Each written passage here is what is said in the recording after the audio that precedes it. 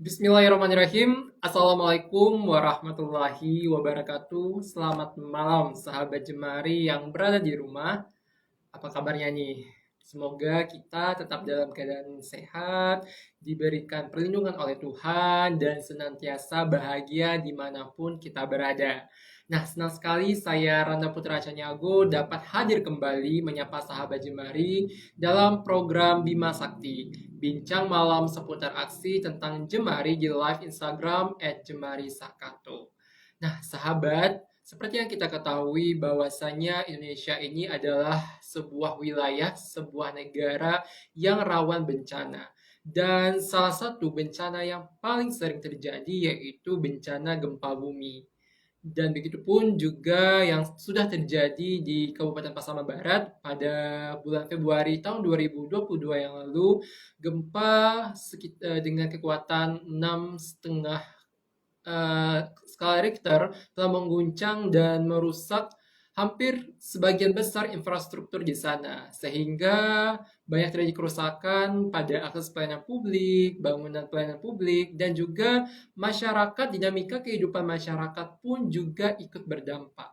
Nah, salah satu sektor yang paling berdampak akibat adanya bencana gempa bumi adalah sektor kesehatan. Dan ini menjadi pembahasan kita pada malam hari ini, di mana Jemari merupakan salah satu aktor yang berkontribusi dalam melakukan pendampingan kepada masyarakat, terutama masalah sanitasi, melalui kegiatan PHBS. Nah, mungkin sahabat sudah tahu nih ya, PHBS. Boleh ditulis di kolom komentar. Kalau yang belum tahu, kita akan mengulas lebih lanjut bersama narasumber kita, yaitu Ilham Nusantara Aji, seorang aktivis Jemari Sakato yang juga terlibat aktif dalam kegiatan PHBS ini.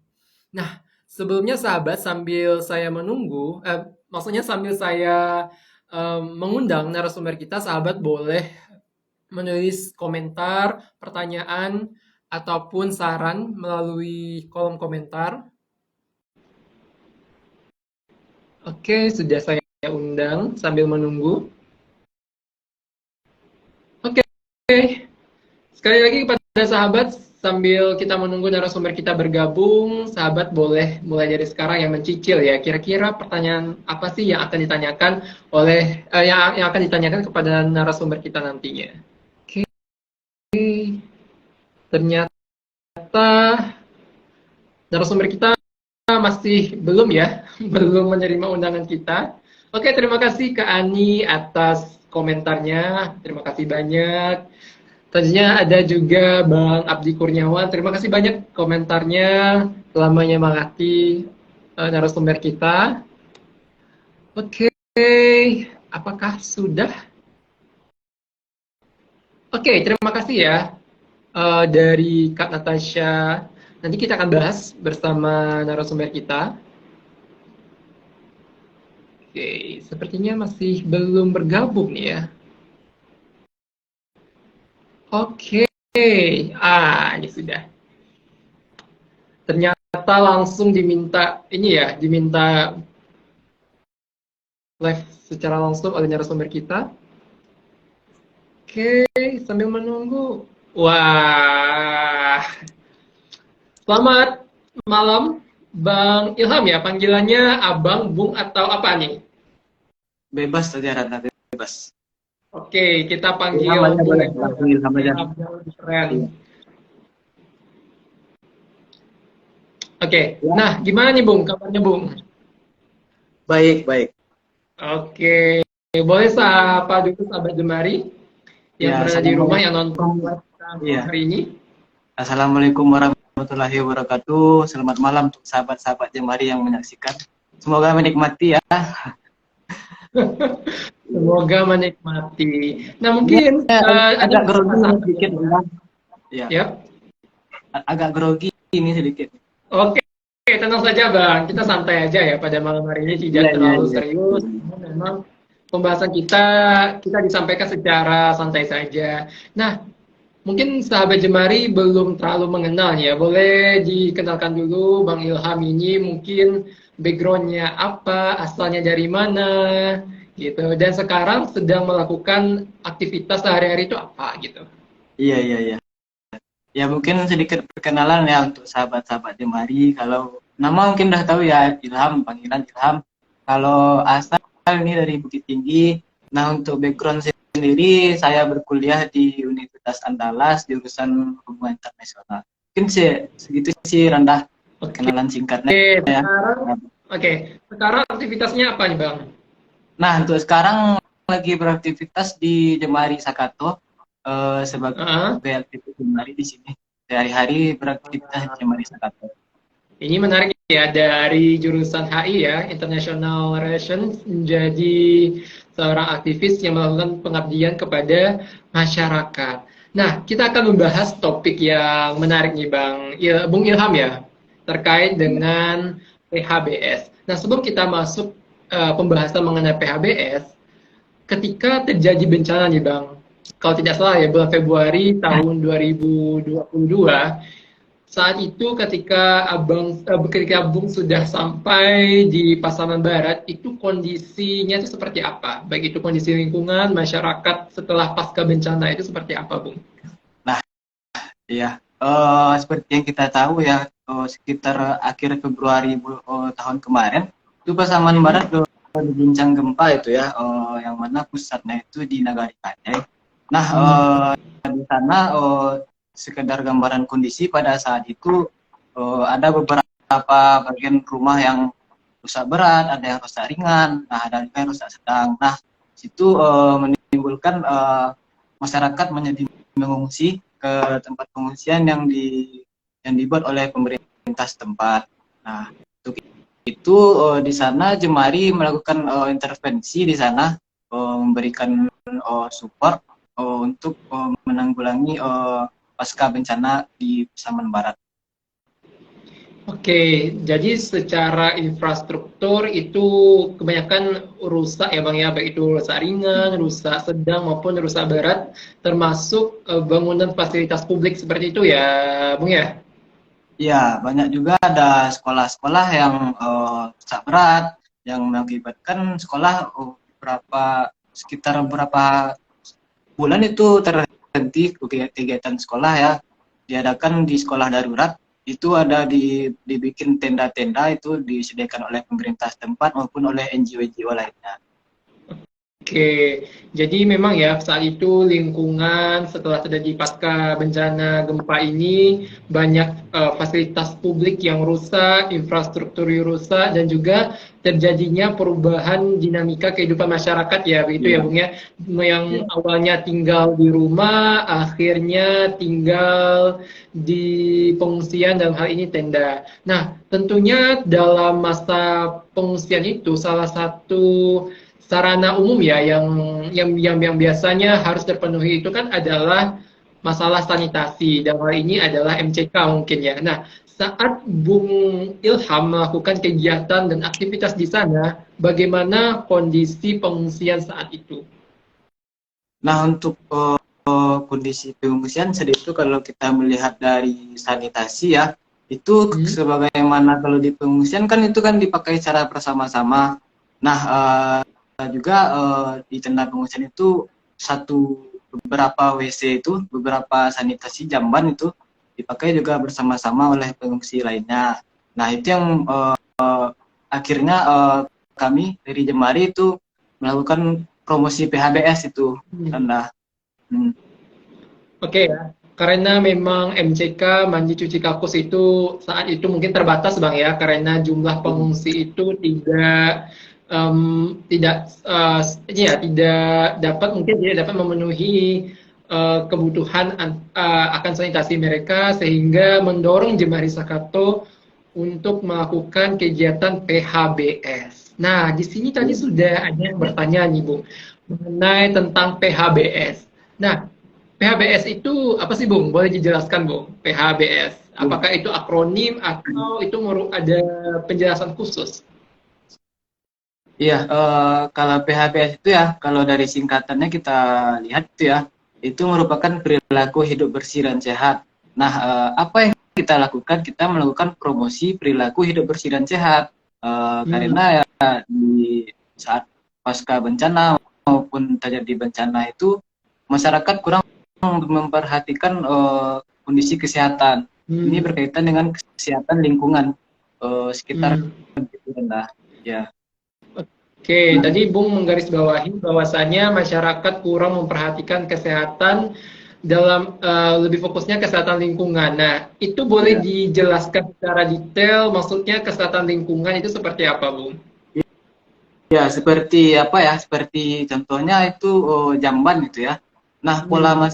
masyarakat kebanyakan masih jamban itu masih kadang masih di sungai, masih di Hmm. tempat-tempat terbuka, yang mana itu nantinya akan menyebabkan penyakit-penyakit menular seperti itu. Hmm. Contohnya kalau ada yang jamban di sungai misalnya kan.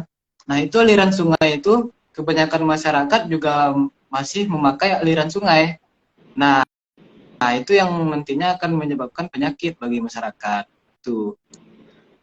Oke, salah satu kasusnya adalah mungkin masih ada ya beberapa masyarakat yang melakukan BAB mungkin ya di Ya, aliran sungai, sedangkan aliran sungai ini kan airnya dipakai bersama-sama oleh masyarakat sehingga mungkin ketika ada seseorang yang melakukan kegiatan BAB di bagian hulu, ya tentunya masyarakat yang di bagian hilir sungai pun akan berdampak akibat adanya feses yang dibuang oleh masyarakat oleh seseorang tersebut gitu. Nah, kalau boleh tahu nih Bang, apakah melakukan pendampingan ya? Betul ya, melakukan pendampingan di sana ya, ya, Bung?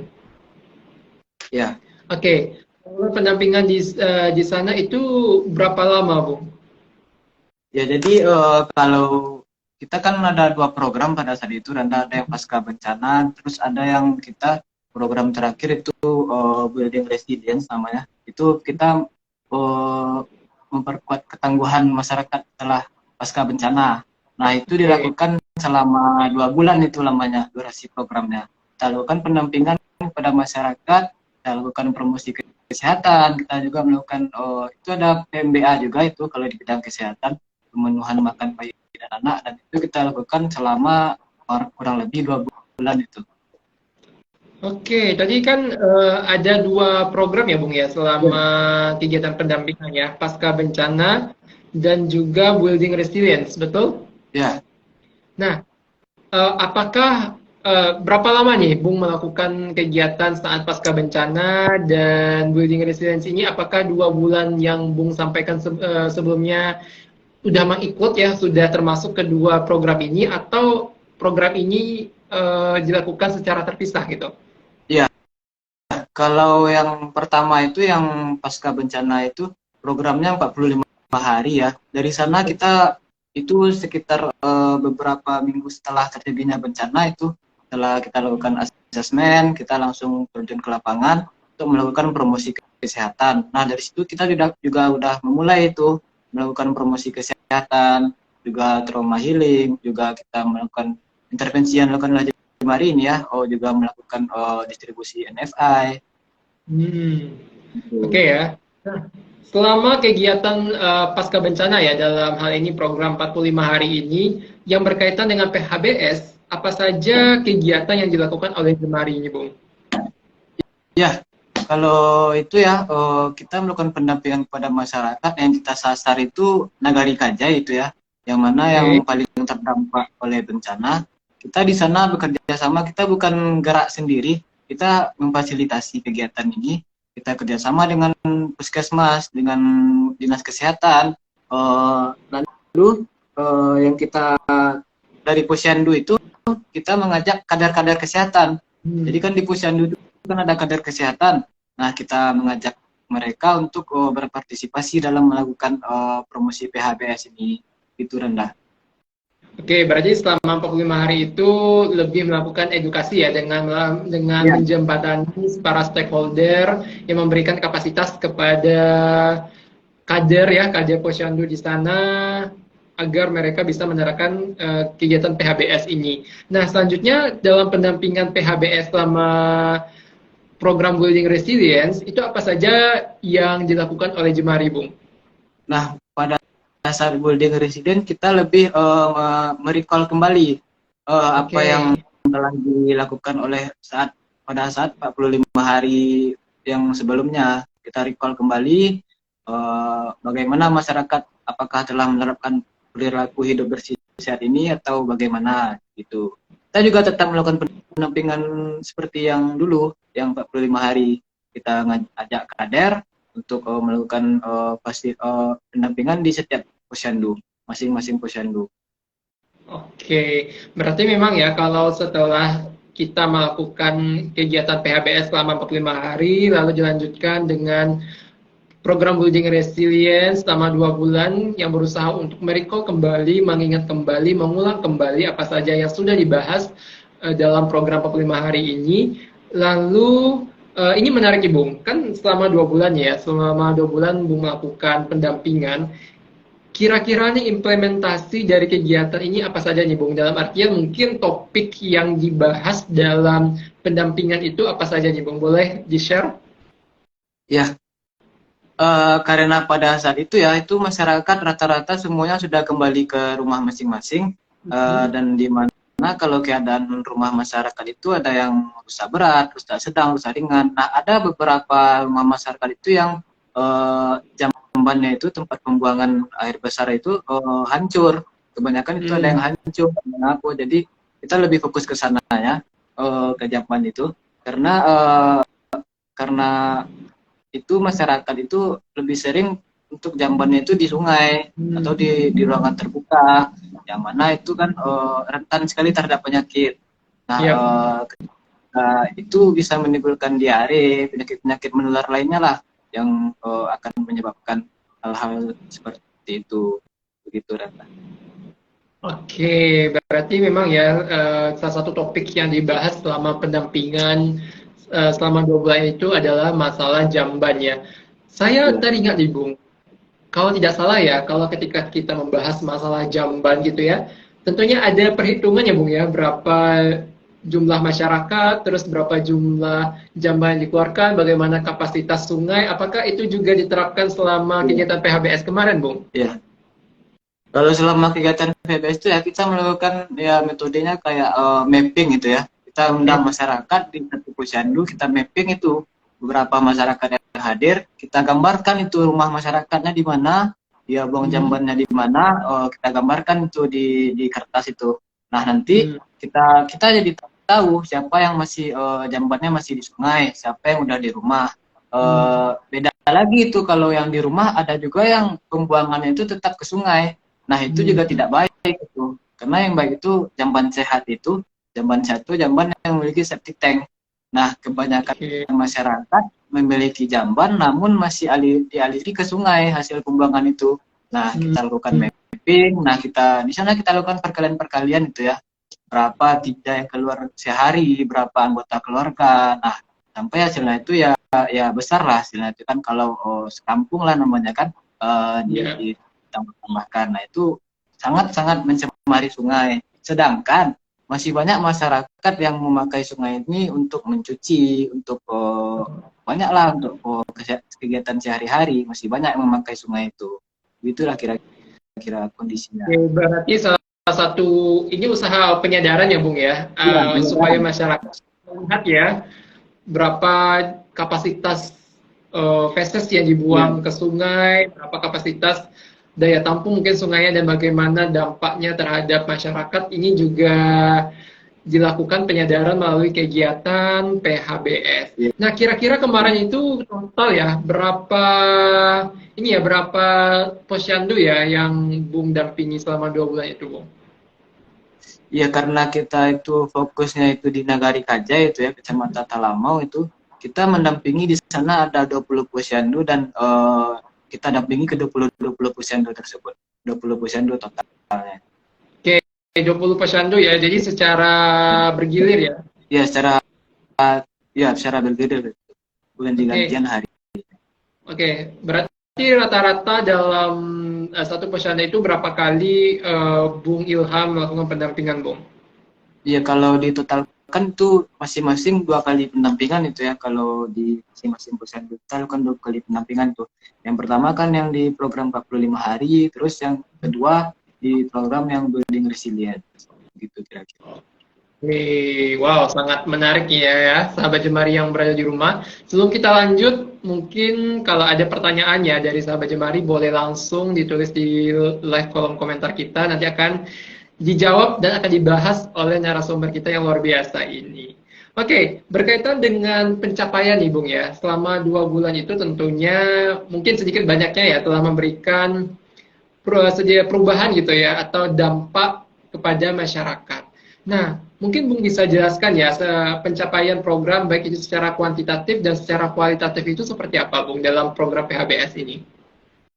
Ya kalau secara capaian program ya, secara capaian program itu kalau kita melihat dari sisi program, itu capaian kita Hmm. ya 20% itu tadi rendah.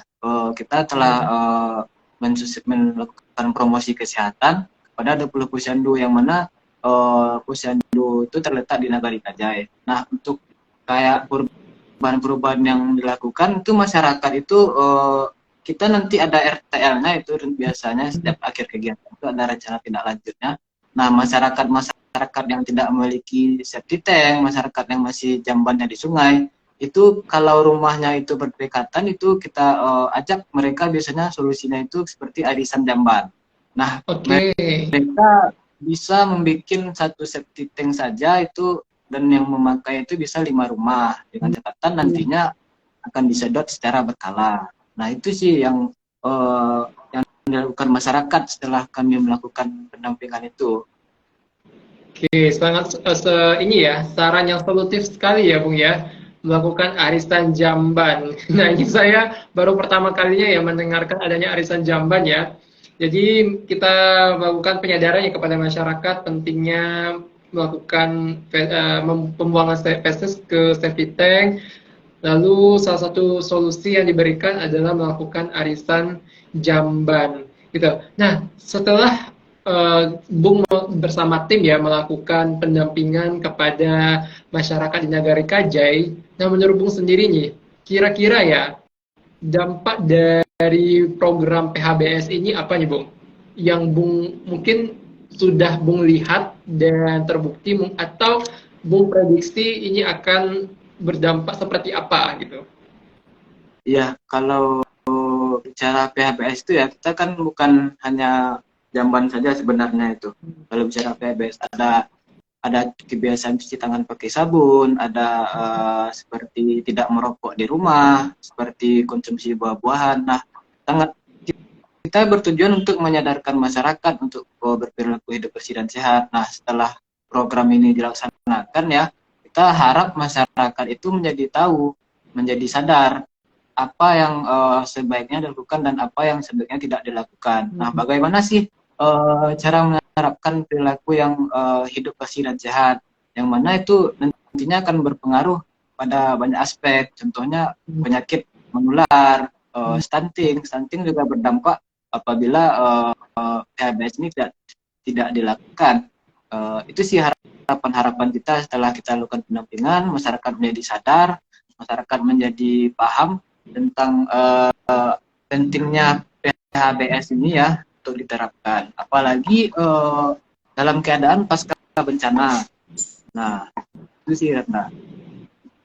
Oke, ini selama 2 bulan Bung Ilham melakukan kegiatan PHBS, mungkin ada cerita yang menarik nih Bung, boleh di-share? Kalau ya cerita ya banyak cerita-cerita menarik ya yang kami temui di lapangan ya karena beragam-ragam juga masyarakat yang kita temui di lapangan. Salah satunya itu ada jamban melayang itu namanya. Nah, yang hal-hal unik ya itu masyarakat itu ada juga yang masih seperti jamban itu dimasukkan dalam plastik tuh ya tuh dilempar. Nah, seperti itu. Karena hal-hal klasik yang masih dilakukan oleh masyarakat yang menarik untuk yang menarik lah. Ya. Banyak juga karakteristik masyarakat itu yang menghibur ibu-ibu. Banyak kan kita ini peserta itu dari kalangan ibu-ibu ya, bapak-bapak juga ada, anak-anak ya. Banyaklah cerita-cerita menarik yang kami dapatkan saat melakukan pendampingan itu. Oke, Oke, lalu bagaimana antusiasme masyarakat ketika kita melakukan pendampingan ya, Bung? Ya, antusias. Alhamdulillah ya kalau masyarakat ya menyambut baik karena ini kita memberikan edukasi ya dan kita juga melibatkan kadar-kadar kesehatan yang mana itu kadar-kadar itu juga berasal dari desa dari negara itu. Nah, itu yang membuat masyarakat jadi antusias karena kita berikan edukasi, kita berikan promosi kesehatan, bagaimana sih berperilaku hidup bersih dan sehat dan penyadaran seperti itu dan itu kita bikin juga menjadi menarik itu Anda. Oke, berarti selama pendampingan, alhamdulillah ya Bung ya, masyarakat sangat antusias dengan kehadiran kita di sana. Oke, sepertinya ya Bung ya, tidak ada pertanyaan Ya, dari sahabat Jemari. Mungkin kembali lagi saya ingatkan ya kepada sahabat Jemari, kalau ada yang ingin ditanyakan, boleh langsung tulis di live komentar. Nanti akan kita bahas lebih lanjut. Sebelumnya sambil menunggu ya Bung ya, boleh nih Bung kita lanjut pembahasan kita nih Bung. Suka duka selama kegiatan apa nih Bung? kalau suka duka ya sukanya itu ya kita senang tuh ya bertemu masyarakat, berbagi-bagi cerita dengan masyarakat. Masyarakat juga kita kan sama-sama belajar di sana ya. Kita juga belajar di sana. Lalu berbagi cerita ya dengan masyarakat, kita menjadi lebih dekat dengan masyarakat yang di sana. Nah, dukanya ya apa ya? Ketika program ini selesai, mau tidak mau kita kan tidak stay di sana terus ya. Ya. Kita harus bisa dengan masyarakat di sana, dengan kadar-kadar yang sudah kita temui di sana. Nah, itu sih dukanya Randa ya. Karena kita tidak bisa lagi berjumpa dengan bapak-bapak, ibu-ibu yang di sana gitu. Itu sih kalau dukanya, tapi lebih banyak senangnya ya. Ya memang ya Bung ya, dimanapun ya, ini saya juga sering juga merasakan seperti itu ya, ketika kita melakukan pendampingan dan program kita sudah usai, ya salah satu hal yang terberat adalah ini, meninggalkan masyarakat yang kita dampingi. Oke, sepertinya tidak ada pertanyaan, mungkin sebelum kita Ya, tutup, apakah ada pesan nih Bung, ya, yang ingin Bung sampaikan kepada sahabat Jemari yang berada di rumah? ya mungkin tidak banyak pesan ya, mungkin karena konteks kita membahas tentang PHBS ini ya, PHBS ini sangat penting untuk kita terapkan perilaku sehari-hari yang mana uh, apa ya, tidak hanya ketika bencana PHBS ini ada, namun setiap hari kita juga bisa melakukan aktivitas-aktivitas PHBS seperti kita harus stop buang air besar sembarangan, kita tidak merokok di lingkungan yang maksudnya di dalam rumah, kita apa yang mencuci tangan pakai sabun dan hal-hal kesehatan lainnya. Oke, tapi sebelum kita tutup nih Bung, ternyata ada nih Bung sahabat Jemari yang bertanya nih Bung. Dari akun Kak Nastasia AP underscore. Bila bertanya, selain Jemari dan kader-kader kesehatan, ada aktor lain yang ikut terlibat dalam kegiatan PHBS ini? Nah, apakah ada nih Iya, Bung? kalau aktor-aktor yang terlibat di dalam kegiatan PHBS ini ya, itu Jemari bertindak sebagai itu menjadi memfasilitasi kegiatan itu ya. Kita kerjasamanya itu sama dinas kesehatan, sama puskesmas tempat. Nah, kita juga kerjasama dengan kader-kader. Nah, siapa yang memberikan pelatihan, yang memberikan seminar itu ada dari dinas kesehatan langsung itu yang memberikan Kak Natasha gitu. Itu aktor-aktor yang terlibat. Nah, untuk peserta itu kita mengundang masyarakat yang ada di sekitar posyandu. Jadi kan ada 20 posyandu. Nah, masing-masing posyandu itu kita undang masyarakatnya. Oke, Kira-kira seperti itu. oke. Memang Jemari itu hanya bertindak sebagai fasilitator dan juga mendampingi dan tentunya akan membantu juga ya Pak stakeholder dalam menjembatani para stakeholder dengan masyarakat sekitar.